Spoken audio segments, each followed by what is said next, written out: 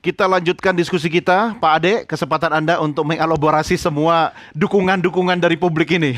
Terima kasih Bang Doni, luar biasa. Jadi tentu sekali lagi tadi kami tegaskan Pak Presiden saat ini terus memberikan perhatian penuh. Seperti disampaikan oleh Pak Menko tadi, Pak Pratikno, Menko PMK, bahwasanya negara akan terus hadir dari waktu ke waktu dan secara konkret kita juga bisa melihat BNPB bekerja sama dengan semua pihak lintas sektor kita bergerak terus. KSP terus juga mendorong. Kemudian tadi mencermati terkait dengan hal-hal yang terkait dengan kehutanan ya. Januari 2025 sudah muncul Perpres nomor 5 tahun 2025 yang mengenai penertiban kawasan hutan. Dan kemudian komitmen pemerintah juga diiringi dengan pembentukan Satgas Penerbitan Kawasan Hutan. Itu artinya apa? Jadi ada komitmen untuk melihat bahwa persoalan pembalakan hutan, pembalakan liar, kemudian juga tambang dan lain itu diperhatikan dengan sebaik-baiknya. Ya. Kemudian yang tidak kalah pentingnya dengan adanya Perpres nomor 5 tahun 2025 itu adalah artinya apa Pak? Kita lakukan review, kita lakukan evaluasi penuh terhadap tata kelola kehutanan. Dan Bang Doni, Pak Presiden ini benar-benar concern terkait dengan persoalan koordinasi persoalan hutan ini. Karena memang ini mempengaruhi banyak hal. Tentu persoalan-persoalan ilegal dan lain-lain. Nah kemudian yang tidak kalah pentingnya tentu kami dari KSP ini mendorong agar berbagai agenda-agenda atas instruksi Presiden tersebut, regulasi-regulasi turunannya yang sedang dijalankan harus berjalan dengan baik. Dan kami pastikan jangan khawatir juga Bapak Ibu sekalian, kita akan kawal ini persoalan-persoalan mengenai tata kelola hutan dengan sebaik-baiknya karena tentu di sana juga ada hak masyarakat, ada hak tumbuh kehidupan di masa yang akan datang. Dan tadi pastikan bahwa dengan evaluasi menyeluruh mengenai tata kelola kehutanan ini juga akan menjadi salah satu jembatan mengantisipasi mitigasi bencana ekologis yang tadi dikhawatirkan, dan tentu ini harus dilakukan dengan upaya yang sistematis, yang terus-menerus. Dan sekali lagi kami yakinkan bahwa pemerintahan Pak Prabowo Gibran, Pak Presiden hadir untuk mengawal ini semua, untuk memberikan kepastian kepada masyarakat. Ya, Bang Rian, emang Anda 100% yakin bahwa musibah yang terjadi di Sumatera Utara, Barat, dan Aceh ini benar-benar gara-gara deforestasi hutan? Pembalakan hutan dan sebagainya. Saya yakin itu terjadi ya, karena memang hampir setiap tahun, akhir tahun itu hujan deras itu, bahkan sampai berhari-hari, berminggu-minggu, terus menerus. Tapi memang dalam kurun waktu 5 tahun terakhir itu 2000-an hektar itu lahan, ya baik hutan ataupun non hutan, baik legal ataupun ilegal itu hilang gitu. Dan secara topografi wilayah di sana itu curam-curam Bang. Nah di situ juga wilayah curam tersebut adalah objek-objek investasi, objek-objek alih fungsi gitu, objek-objek aktivitas ilegal dan aktivitas yang legal. Ini yang kemudian tidak pernah. Yang ilegal tapi dilegalkan kali. Kita prosesnya itu tapi selalu mengandalkan surat. Begitu, surat kami berizin dan lain sebagainya. Atas nama izin hutan harus menjadi korban, rakyat harus menjadi korban. Tapi masyarakat korban. setempat juga menikmati hasil investasi itu yang pada akhirnya juga merusak hutan dan lingkungan. Yang mana masyarakatnya dan siapa juga? Karena di sekeliling masyarakat di sekitar situ secara pendapatan ekonomi itu sangat masih rendah Bang. Oh ya? Iya. Mereka mereka penopang hidupnya itu adalah hasil hutan bukan kayu, peradangan. Bang, di sana itu sumber duren, Bang. Durennya sangat salah satu yang terbaik ya. Duren, jengkol, aren. Nah, itulah penghidupan masyarakat dan sawah di wilayah-wilayah hilir. Masih dong. Masih kan? Sekarang ini ya makin berkurang, Bang, dan salah satu banyak juga yang ikut terdampak banjir ini. Pohon-pohon dan bulan-bulan ini lagi musim duren, banyak-banyaknya harusnya itu. Artinya yang jadi korban masyarakat tidak menikmati secara penonton ekonomi, dan juga menjadi mereka jadi penonton di kampung sendiri. Kampung sendiri, kampungnya yang sangat kaya tapi ya harus menjadi penonton dan korban. Nah itu yang sangat prihatin kita. Pak Trubus? Ya kalau saya sih melihat kondisi real itu yang dijelaskan oleh pemerintah tadi dan masnya ini, saya dari sisi pengamat ya tentu bagaimana sekarang ini persoalan-persoalan real di lapangan itu itu yang harus segera ditangani. Kan namanya kebijakan, berarti harus bijak dong, Pak. Iya, harus wise. Wise, Karena maunya kan seperti itu. Tetapi kan persoalannya dihadapkan oleh tuntutan. Bagaimana tuntutan itu dianggap wise itu kan sulit sekali. Karena kebijakan publik itu mudah kebijakannya, tapi bagaimana menjalin suasana kebatinan publiknya itu yang berat. Nah, disitulah kemudian ada seni sendiri bagaimana seorang pemimpin, leader, tadi dijelaskan Pak Prabowo seperti itu, hadir, tetapi harus kehadirannya itu membawa rasa nyaman bagi publiknya. Kalau kemudian yang terjadi di 3 provinsi itu kan masih banyak yang merasa bahwa, lah kami sampai sekarang aja belum dapat bantuan apa-apa, kami sampai ini mau apa istilahnya dapat air bersih aja setengah mati. Iya, Nah, iya. berarti kan Itu yang mengatakan utama itu negara air. kan belum hadir, karena apalagi kemudian desa-desa yang kategori masih udah hilang lah desanya, tapi dia sendiri posisinya hidup, tapi dalam hidup kondisi yang tidak bisa istilahnya beraktivitas apa-apa, tiap hari cuman bengong duduk bengong menunggu sesuatu yang tidak ada kejelasannya. Bagi dia kan sehari lama sekali gak ada karena nggak ada aktivitas kan gitu, cuman Iya, duduk iya. melamun membayang. Nah, menurut saya inilah kebijakan harusnya mempertimbangkan bagaimana kemudian ketika elit-elit itu berbicara, itu betul-betul harus memperhatikan bagaimana kondisi masyarakat ini. Nah, karena kondisi kita ngomongin bencana, berarti yang menjadi korban bencana ini yang menjadi fokusnya. Mereka harus diselamatkan, mereka harus mendapatkan pelayanan, mereka harus mendapatkan kepastian, mereka harus dilindungi, diayomi.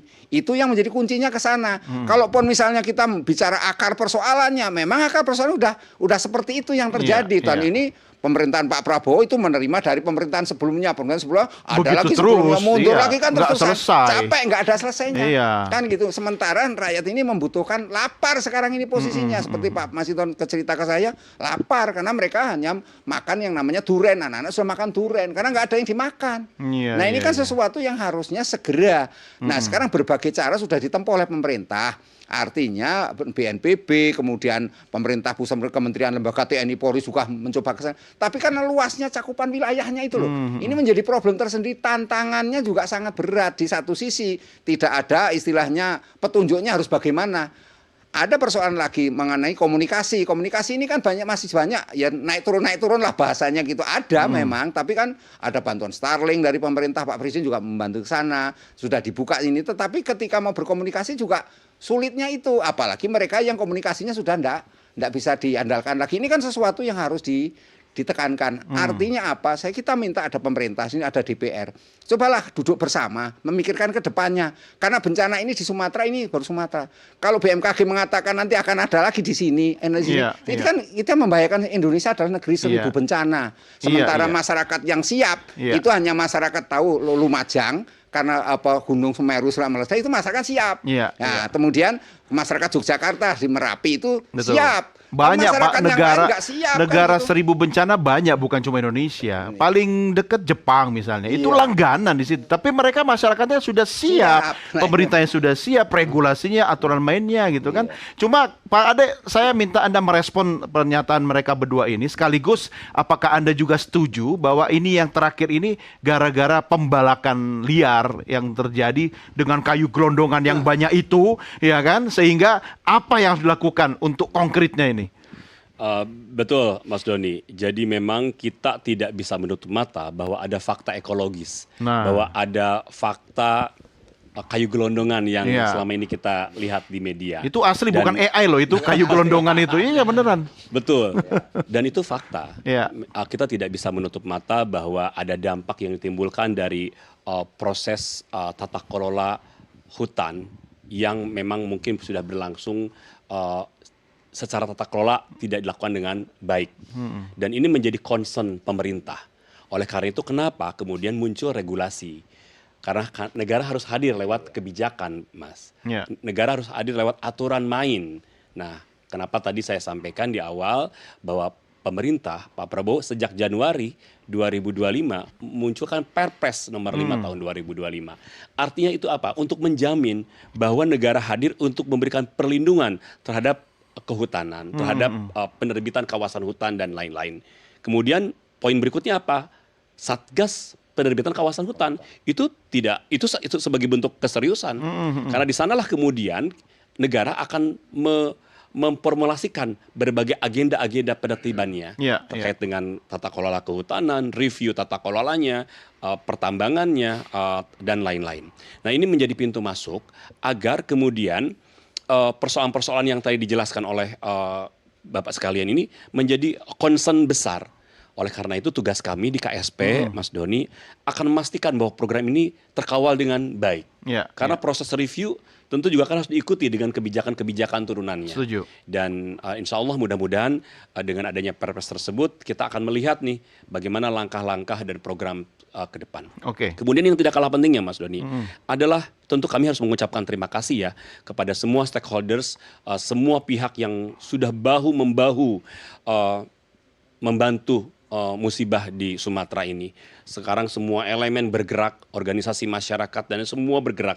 Tentu atas nama pemerintah kami juga mengucapkan terima kasih atas gerak seluruh Indonesia bahwa ini menjadi kepedulian bersama, tetapi kami juga tidak lepas. Kami terus memonitor dengan berbagai macam hal yang bisa kita lakukan. Dan tadi poin yang tadi, KSP akan terus mengawal dan mendorong berbagai arahan dan instruksi Presiden dengan sebaik-baiknya. Iya, kita kawal juga ini semua. Masyarakat kan melalui berbagai cara termasuk media pasti kan mengawasi. Ini eranya semua serba ketelanjangan gitu kan. betul. Jadi tidak bisa juga ditutup-tutupi gitu kan. Jadi kalau Kang Ade tadi mengatakan begitu, masyarakat gampang mengonfirmasi, oh memang benar, pemerintah ada gitu kan. Kayu gelondongan ada gitu kan. Tapi sebelum ke teman-teman yang ada di studio, saya ke Bu Lisda dulu. Sebentar saya, Bu Lisda, perlu nggak sih DPR sama pemerintah duduk bareng ngerombak, ngebongkar RAPBN 2026 biar nanti anggaran khusus untuk antisipasi bencana dan penanganannya itu lebih besar, Bu Lisda?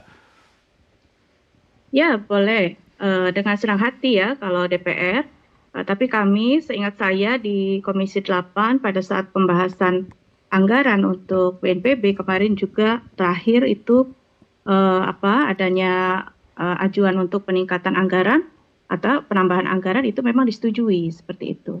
Oh, Nah, jadi ya artinya sudah ada disetujui anggaran tersebut seperti itu. Tapi kalau memang bencana kita ini sangat-sangat besar dan selalu ada ya tadi disebutkan ya 1000 bencana, 1 juta bencana. Nah, tentu kita sekarang ini tidak boleh lagi terus berada dalam siklus bencana, evakuasi, kemudian bantuan, kemudian lupa gitu. Jadi kita harus pada strategi mitigasi jangka panjang gitu. Nah, kita harus berpindah dari budaya respon darurat ke budaya pencegahan dan juga mitigasi. Dan ini harus dikuatkan, baik itu untuk masyarakat, anak-anak sekolah ya, seperti mitigasi untuk sosialisasi ya kepada sekolah-sekolah, desa-desa. Sebenarnya sekarang sudah ada, tapi mungkin harus lebih masif lagi. Iya, Kemudian juga strategi.